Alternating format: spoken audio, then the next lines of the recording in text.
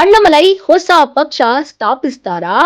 ತಮಿಳುನಾಡು ರಾಜಕೀಯದಲ್ಲಿ ಹೊಸ ಸಂಚಲನ ಸೃಷ್ಟಿಯಾಗಿದೆಯಾ?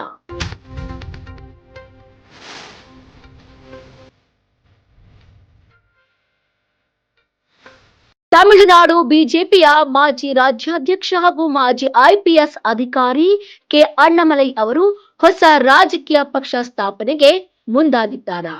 ಜೂನ್ 3ರಂದು ಅಣ್ಣಾಮಲೈ ಮಹತ್ವದ ಘೋಷಣೆ ಮಾಡಲಿದ್ದಾರಾ?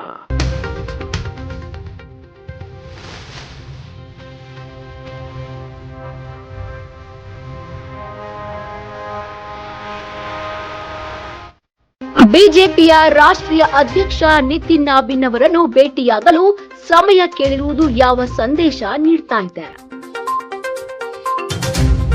ಕೇಂದ್ರ ಸರ್ಕಾರದ ತ್ರಿಭಾಷಾ ನೀತಿಗೆ ಬಹಿರಂಗ ವಿರೋಧ ವ್ಯಕ್ತಪಡಿಸಿದ ಅಣ್ಣಾಮಲೈ ಬಿಜೆಪಿ ನಾಯಕತ್ವದಿಂದ ದೂರವಾಗ್ತಾ ಇದ್ದಾರಾ?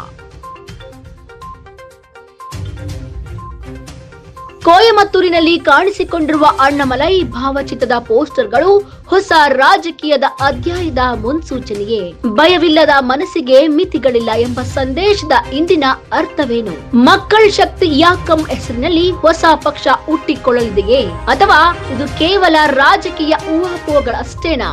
ಬಿಜೆಪಿ ಮತ್ತು ಎಐಎಡಿಎಂಕೆ ಮೈತ್ರಿ ವಿಚಾರದಲ್ಲಿ ಅಣ್ಣಾಮಲೈ ಅಸಮಾಧಾನಗೊಂಡಿದ್ದಾರಾ? ಚುನಾವಣಾ ಪ್ರಚಾರದಲ್ಲಿ ಸೂಕ್ತ ಸ್ಥಾನಮಾನ ಸಿಗದಿರುವ ಬೇಸರವೇ ಈ ಬೆಳವಣಿಗೆಗಳಿಗೆ ಕಾರಣವಾ? ಸತತವಾಗಿ 2 ಬಿಜೆಪಿ ರಾಜ್ಯ ಕಾರ್ಯಕಾರಿ ಸಭೆಗಳಿಗೆ ಗೈರಾಗಿರುವುದು ಹೊಸ ರಾಜಕೀಯ ಹೆಜ್ಜೆಯ ಸೂಚನೆಯೇ. 2021ರಿಂದ 2025ರವರೆಗೆ ತಮಿಳುನಾಡು ಬಿಜೆಪಿಯನ್ನ ಬಲಪಡಿಸಿದ ಅಣ್ಣಾಮಲೈ ಈಗ ಹೊಸ ರಾಜಕೀಯ ಶಕ್ತಿ ಕಟ್ಟಲು ಸಜ್ಜಾಗಿದ್ದಾರಾ? ಈ ಎಲ್ಲಾ ಪ್ರಶ್ನೆಗಳಿಗೆ ಉತ್ತರ ಸಿಗುವುದು ಜೂನ್ 3ರಂದು. ಅಣ್ಣಾಮಲೈ ಅವರ ಮುಂದಿನ ನಿರ್ಧಾರ ಏನಾಗಲಿದೆ?